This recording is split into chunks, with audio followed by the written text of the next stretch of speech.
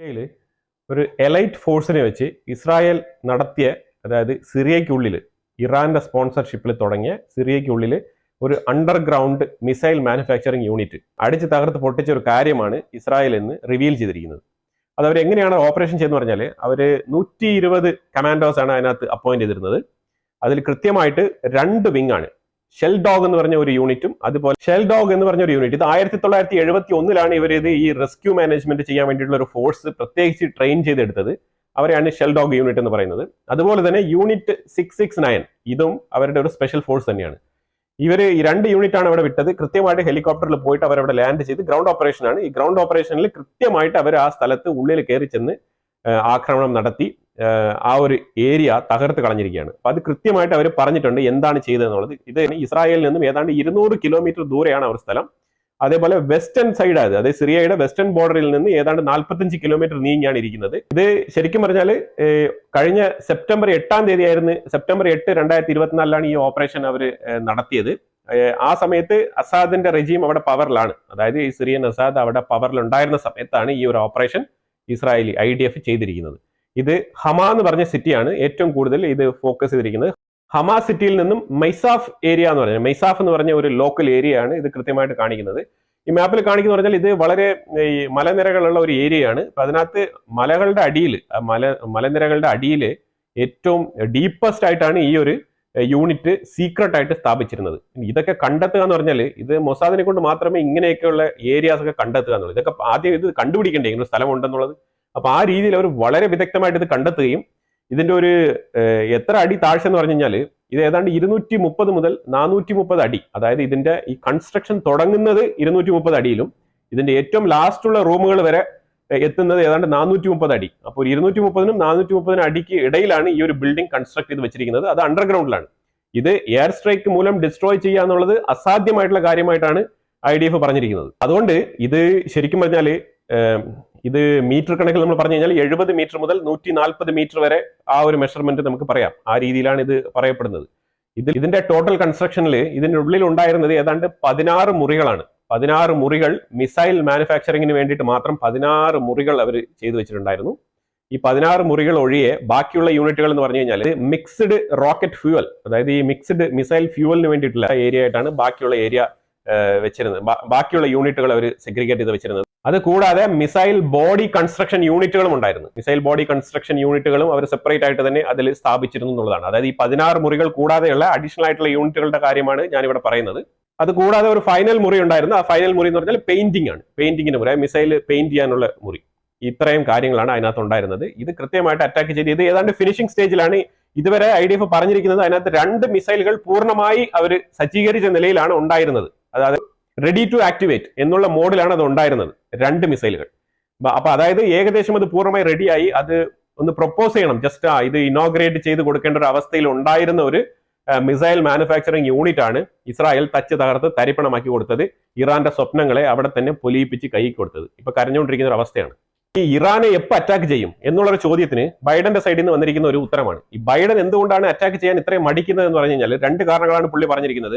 ഒന്ന്, അതായത് ജേക്ക് സുല്ലിവൻ അറിയാലോ, NSA നാഷണൽ സെക്യൂരിറ്റി അഡ്വൈസർ, അമേരിക്കയുടെ നാഷണൽ സെക്യൂരിറ്റി അഡ്വൈസർ ആയിട്ടുള്ള ജേക്ക് സുല്ലിവൻ കൃത്യമായ റിപ്പോർട്ട് പ്രോജക്ട് സബ്മിറ്റ് ചെയ്ത് ബൈഡന് കൊടുത്തപ്പോഴത്തേക്കും അതിനുള്ള മറുപടി ഒന്നും കിട്ടിയിട്ടില്ലായിരുന്നു. അപ്പം ഇത് ബൈഡന്റെ അടുത്ത് ചോദിച്ചപ്പോഴത്തേക്കും ഇതിനുള്ള റെസ്പോൺസ് ഒന്നും കിട്ടിയില്ല. എന്താണ് ഇറാന്റെ മേളിൽ എടുക്കേണ്ട നടപടി എന്ന് പറഞ്ഞ് ചോദിച്ചപ്പോഴത്തേക്കും പുള്ളി പറഞ്ഞിരിക്കുന്ന കാര്യം എന്ന് പറഞ്ഞാൽ 2 വിഷയമാണ്. ഒന്ന്, വരാൻ പോകുന്ന പ്രസിഡന്റ് ട്രംപ്, പുള്ളിക്ക് ഒരു പ്രശ്നം ഇവിടെ ഉണ്ടാക്കി വെക്കാൻ പാടില്ല. അത് നമ്പർ 1. അടുത്ത രണ്ടാമത്തെ കാര്യം, ഇറാൻ അഥവാ ന്യൂക്ലിയർ ഈ വെപ്പൺ ഉണ്ടാക്കുന്നതുമായിട്ട് മുന്നോട്ട് പോകുന്നു എന്ന് കണ്ടു കഴിഞ്ഞാൽ അറ്റാക്ക് ചെയ്യാം. അങ്ങനെ ഒരു സാഹചര്യം, ഈ 2 ഓപ്ഷനാണ് പുള്ളി കൊടുത്തിരിക്കുന്നത്. അപ്പൊ അതുകൊണ്ട് ബൈഡൻ എന്ന് പറഞ്ഞ ആള് ഈ രീതിയിൽ തീരുമാനമെടുക്കുന്ന ആളാണ്. അപ്പൊ അതുകൊണ്ട് ഇറാന്റെ മേളിൽ ഇപ്പം, അതായത് ഈ ഒരു ബൈഡൻ ഭരണകൂടം ഇരിക്കുന്ന ഇനി ഒരു 15 ദിവസത്തേക്ക് യാതൊരു ആക്രമണത്തിനും യാതൊരു സാധ്യതയും ഇല്ല എന്നാണ് നമുക്ക് വിലയിരുത്താൻ കഴിയുന്നത്. അപ്പൊ ഏതാണ്ട് ഈ ഒരു കാരണം കൊണ്ടാണ് ഈ ബൈഡൻ ആയാലും ഈ ഒരു കാരണം കൊണ്ടാണ് ഇറാൻ ആയാലും അതേപോലെ ഹൂത്തികളുടെ മേളിലായാലും ചില ടാർഗറ്റീവ് മെഷേർഡ് ആയിട്ടുള്ള അറ്റാക്കുകൾ മാത്രം US-ന്റെ ഭാഗത്തുനിന്ന് നടക്കുന്നത്. അപ്പൊ ഇതിന്റെ അർത്ഥം എന്ന് പറഞ്ഞാൽ ഇനി അഥവാ ഫുൾ ഫ്ലെഡ്ജ് ആയിട്ട് ഒരു യുദ്ധം നടത്തണം എന്നുണ്ടെങ്കിൽ, ഇറാനെയോ അഥവാ ഹൂത്തികളുടെ മേളിലോ കണ്ടിന്യൂസ് ആയിട്ട് അറ്റാക്ക് ചെയ്യണമെന്നുണ്ടെങ്കിൽ അത് ഇനി ട്രംപ് വന്ന് തീരുമാനിക്കട്ടെ എന്നുള്ളതാണ് ബൈഡന്റെ നിലപാടായിട്ട് നമുക്ക് മനസ്സിലാക്കാൻ കഴിയുന്നത്. അപ്പൊ ആ കാര്യത്തിൽ ഒരു തീരുമാനമായി. ബോള് ട്രംപിന്റെ കോർട്ടിലാണ്. ഇനി ട്രംപിന് തീരുമാനിക്കാം ഇത് മുന്നോട്ട് കൊണ്ടുപോകണോ വേണ്ടയോ എന്നുള്ളത്. അടുത്ത് വന്നിരിക്കുന്ന വിഷയം എന്ന് പറഞ്ഞാൽ പാലസ്തീനിയൻ ജിഹാദ് ഗ്രൂപ്പിൽ നിന്നാണ് ഈ ഒരു വിഷയം വന്നിരിക്കുന്നത്. അതായത് പാലസ്തീന്റെ ഉള്ളിൽ തന്നെ ഈ പാലസ്തീനിയൻ ജിഹാദ് ഗ്രൂപ്പ് എന്ന് പറഞ്ഞ് ഹമാസിന്റെ കൂടെ തന്നെയുള്ള ഒരു സംഘടന ഉണ്ടല്ലോ. അവര് പറഞ്ഞിരിക്കുന്ന പറഞ്ഞാല് ഈ ബന്ദികൾ അവര് സ്വമേധയാ അവര് ജീവൻ നഷ്ടപ്പെടുത്തുകയാണ്, അല്ലാതെ ഞങ്ങൾ അവരെ കൊല്ലുന്നതല്ല എന്നുള്ള രീതിയിലുള്ള സ്റ്റേറ്റ്മെന്റ് ആണ് പറഞ്ഞിരിക്കുന്നത്. ഇത് പേടിച്ചിട്ട് പറഞ്ഞതാണോ ഇല്ലെങ്കിൽ ഇനി അഥവാ ഈ ബന്ദികളുമായിട്ടുള്ള ചർച്ച ഇന്ന് പുരോഗമിക്കുന്നുണ്ട് എവിടെ? ഖത്തറിൽ. ഇപ്പൊ ഏതാണ്ട് 34 പേര് മാത്രമേ ജീവനോടെ ഉള്ളൂ എന്നുള്ളൊരു അവസ്ഥയിലാണ് ഇപ്പൊ ഒരു ചർച്ച മുന്നോട്ട് പോകുന്നത്. അപ്പൊ ഇതിൽ നിന്നും ഇനിയും കൊല്ലപ്പെട്ടിട്ടുണ്ടോ, ഇനിയും ആൾക്കാരുടെ ജീവൻ നഷ്ടപ്പെട്ടിട്ടുണ്ടോ ഈ ബന്ദികൾ, ഇനി ഇതിലും കുറവാണോ? ആ രീതിയിലുള്ള ചിന്താഗതി വന്നിട്ടുണ്ട്. കാരണം ഇവര് ഈ ഒരു സ്റ്റേറ്റ്മെന്റ് നോക്കിക്കഴിയുമ്പോൾ മനസ്സിലാക്കാൻ പറ്റുന്നത് ഇതിലും കുറവാണ്. 34 പേര് പോലും ജീവനോടെ ഇല്ല. ഈ ഒരു ഡയലോഗിൽ നിന്ന് നമുക്ക് മനസ്സിലാക്കാൻ കഴിയുന്നത്, ഈ ഒരു വരികൾക്കിടയിൽ നമുക്ക് വായിക്കാൻ പറ്റുന്നത് അതാണ്. ഇത് സ്വമേധയാ ഇപ്പൊ ബന്ദികളായിട്ട് പിടിച്ചുകൊണ്ട് പോകുന്നവരെ കൃത്യമായിട്ടുള്ള ഫെസിലിറ്റീസിൽ എന്തായാലും അവർ വെക്കുന്നില്ല. അങ്ങനെ വെച്ചിട്ടുണ്ടെങ്കിൽ തീർച്ചയായിട്ടും അവർ സർവൈവ് ചെയ്യും. അവർക്ക് കൃത്യമായിട്ടുള്ള ഫുഡ്, ഷെൽട്ടർ, അതുപോലെയുള്ള അവരുടെ ആരോഗ്യ കാര്യങ്ങൾ ഇതൊന്നും അവർക്ക് ഈ ഹമാസ് അഥവാ ഈ ഒരു പാലസ്തീനിയൻ ജിഹാദ് ഗ്രൂപ്പ് ഇവർക്ക് ആർക്കും തന്നെ അവർക്ക് ഫെസിലിറ്റേറ്റ് ചെയ്യാൻ പറ്റാത്ത കാരണം കൊണ്ടായിരിക്കും ഈ ഒരു മരണം സംഭവിക്കുന്നത്. അതുപോലെ തന്നെ ഇവരുടെ പീഡനവും കൂടെ ഉണ്ട്.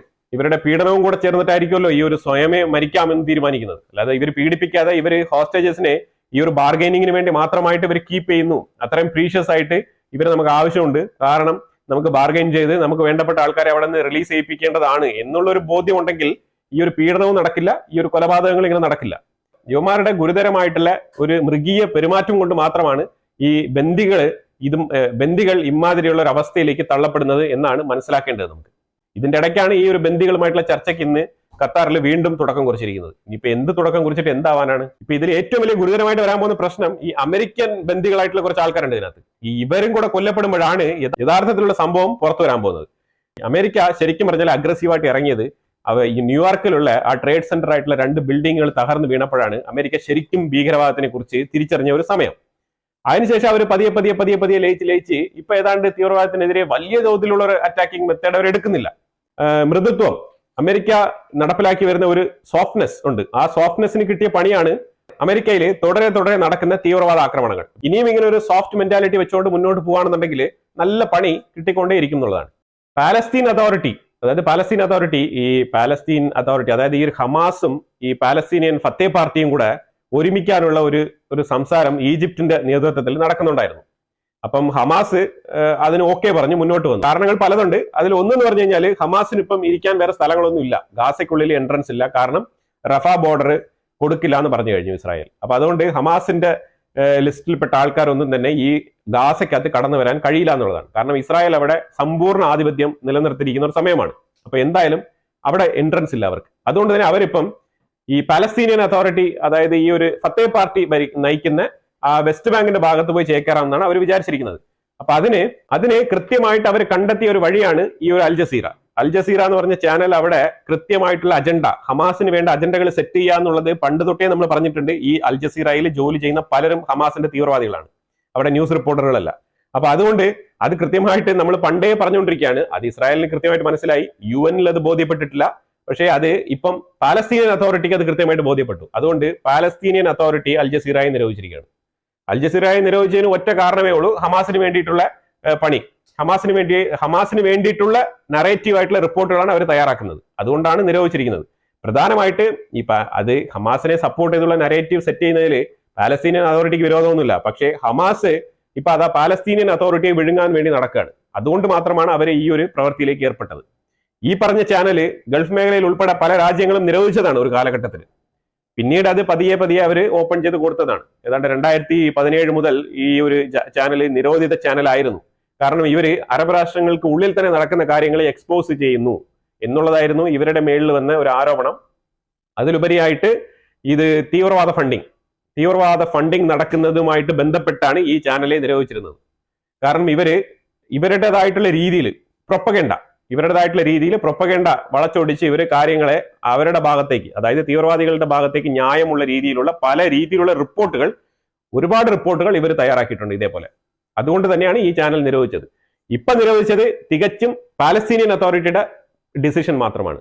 അവർ നിരോധിക്കാനുള്ള കാരണം, അതായത് അവരുടെ സൈഡിൽ നിന്ന്, അത് പാലസ്തീനിയൻ അതോറിറ്റി തന്നെ ഇതിനെ നിരോധിക്കാന്ന് പറഞ്ഞു കഴിഞ്ഞാൽ ഇതിനേക്കാളും ദുരന്തം ഈ ചാനലിന് വരാനുണ്ടോ? അപ്പൊ അത്രമാത്രം വർഗീയ ചാനലായിട്ട് അതപ്പതിച്ചതുകൊണ്ടല്ലേ അതങ്ങനെ സംഭവിച്ചത്. നമ്മുടെ നാട്ടിലുണ്ട് അങ്ങനത്തെ സ്ഥാപനങ്ങൾ. പക്ഷെ അതൊക്കെ വർഗീയത ഇങ്ങനെ തുപ്പിക്കൊണ്ടേ ഇരിക്കുകയാണ്. വിളമ്പി ഇങ്ങനെ ഇടും. ആൾക്കാരുടെ മനസ്സിൽ ഇങ്ങനെ വിഷം ഇങ്ങനെ കുത്തി കുത്തി നിറയ്ക്കാം, വെറുപ്പുകൾ ഇങ്ങനെ വാരി വിതറി ഇടാം. ആ രീതിയിലുള്ള നല്ല രീതിയിൽ PhD എടുത്ത ആൾക്കാർ വന്നിരുന്ന് സംസാരിക്കുന്നുണ്ട്. ലബനാൻ ആർമിക്ക് ഈ ഹിസ്ബുള്ളയെ പിടിച്ചു നിർത്താൻ പറ്റുന്നില്ല. സീസ് ഫയർ നിലനിൽക്കുന്ന ഈ ഒരു സാഹചര്യത്തിലും ലബനാൻ ആർമിക്ക് ഹിസ്ബുള്ളയെ കൺട്രോൾ ചെയ്യാൻ പറ്റാത്ത അവസ്ഥയിൽ IDF വീണ്ടും പോയി അറ്റാക്ക് നടത്തേണ്ട അവസ്ഥയാണ് വന്നിരിക്കുന്നത്. അതാണ് ഇസ്രായേലിന്റെ ആർമി തന്നെ അത് തന്നെയാണ് പറഞ്ഞിരിക്കുന്നത്. ഈ സീസ് ഫയർ ടോക്കിനെ കുറിച്ച് ഒന്നുകൂടെ റിവൈസ് ചെയ്യണം എന്നുള്ള രീതിയിലുള്ള റിക്വസ്റ്റ് ലബനാന്റെ ഭാഗത്ത് നിന്ന് US കഴിഞ്ഞ ആഴ്ച തന്നെ വിട്ടിട്ടുണ്ടായിരുന്നു. അപ്പൊ അങ്ങനെ ഒരു റിക്വസ്റ്റ് അയച്ചതിന്റെ പേരിലാണ് ഒരു റെപ്രസെന്റേറ്റീവ് USA എന്ന് വരുന്നത്. അപ്പൊ ഇന്ന് അവിടെ മീറ്റിംഗ് ഉണ്ടാവും. അതിനുശേഷം ശരിക്കും പറഞ്ഞാൽ ഈ ഒരു സീസ് ഫയറിന്റെ കാര്യങ്ങളെ കുറിച്ച് വ്യക്തമായ ഒരു തീരുമാനം കൂടെ ഉണ്ടാവുന്നതാണ്. അതായത് ഈ ഓൾറെഡി തന്നെ ഒരു സീസ് ഫയർ വെച്ചിട്ടുണ്ട് 60 ദിവസത്തേക്ക്. അപ്പൊ അതിനെക്കുറിച്ചുള്ള ഒരു റിവൈസ്ഡ് ടോക്ക് ഉണ്ടാവുന്നതാണ്. ഇസ്രായേലിന് IDF ഒരു അഡ്വാൻസ്മെന്റ് ഉള്ളത് ആ ഒരു എഗ്രിമെന്റിൽ ഈ ഒരു സ്ട്രൈക്കിംഗ് പവർ ആണ്. ഒരു അഡീഷണൽ സ്ട്രൈക്കിംഗ് പവർ ഉണ്ട്. അതായത് ഇസ്രായേലിന് ഏതെങ്കിലും ഒരു ത്രെട്ട്, അവരുടെ രാജ്യത്തിന് ഒരു ഭീഷണി നേരിടുന്ന ഒരു സംഭവം ലബനന്റെ ഉള്ളിൽ നടക്കുന്നു എന്ന് കണ്ടു കഴിഞ്ഞാൽ ഇവർക്ക് സ്ട്രൈക്ക് ചെയ്യാം. ആ ഒരു പെർമിഷൻ അതിനകത്തുണ്ട്. അതാണ് ഇസ്രായേലിന് കൊടുക്കുന്ന ഒരു അഡ്വാൻസ്മെന്റ്.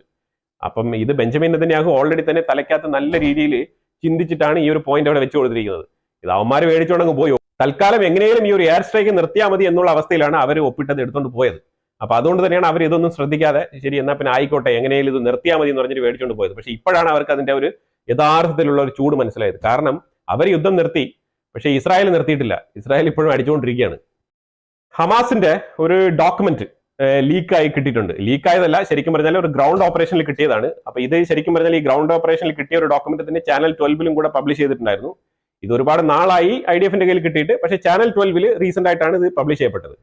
ഇതെന്താണ് ഈ ഡോക്യുമെന്റിൽ പറയുന്നത് പറഞ്ഞാല്, ഈ ഒരു ഹമാസ് തീവ്രവാദികൾ ഒരുപാട് നാൾ വർഷങ്ങളായിട്ട് ഇസ്രായേൽ ബോർഡറിലുള്ള വില്ലേജുകളെ മോണിറ്റർ ചെയ്ത് ഇതിനകത്ത് എപ്പോഴൊക്കെയാണ് ഈ ഒരു സോൾജേഴ്സ് വരുന്നത്, എങ്ങനെയൊക്കെയാണ് ഇസ്രായേൽ ഇന്റലിജൻസ് ഇതിനകത്ത് പ്രവർത്തിക്കുന്നത്, ഏതൊക്കെ ലൂപ്പ് ഹോൾസ് ഉണ്ട്, ഏതൊക്കെ empty ഏരിയാസ് ഉണ്ട്, ഇതൊക്കെ വർഷങ്ങളായിട്ട് നടത്തിയ പഠനത്തിന്റെ ഫലമായിട്ടാണ് അവർക്ക് ഈ ഒരു October 7 അറ്റാക്ക് നടത്താൻ പറ്റിയത് എന്നാണ് IDF പറഞ്ഞിരിക്കുന്നത്.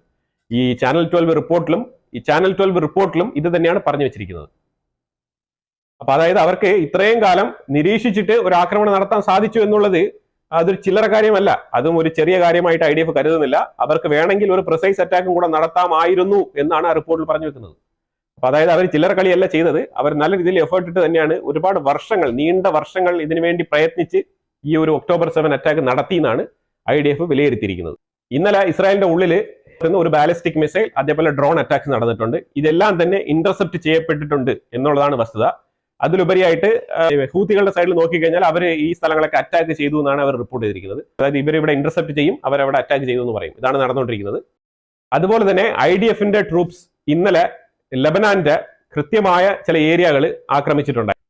സൗത്ത് ലബനാൻ ഭാഗത്ത് ഹിസ്ബുള്ളയുടെ ഒരു ലാർജ് ക്വാണ്ടിറ്റി ഓഫ് വെപ്പൺസ് സീസ് ചെയ്തെടുത്തിട്ടുണ്ട്.